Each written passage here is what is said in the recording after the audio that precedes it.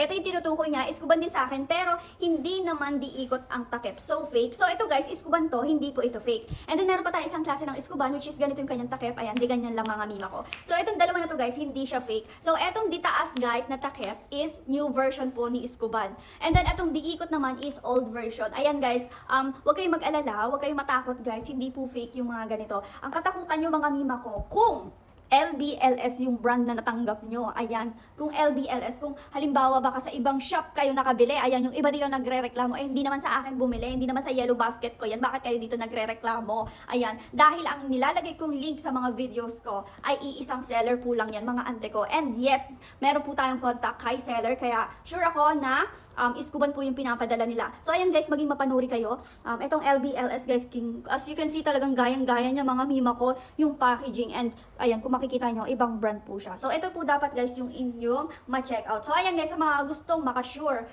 ng pag-check out, or kung gusto nyo guys ng legit na iskuban whitening toothpaste, ayan, nandyan na siya sa ating Yellow Basket mga mima ko, kasi saan-saan pa kayo nag-order, porke mura, porke 129 pesos, tapos 3 peraso na doon na kayo mag-order. Mali yun. Ayan, nandyan siya sa ating Yellow Basket.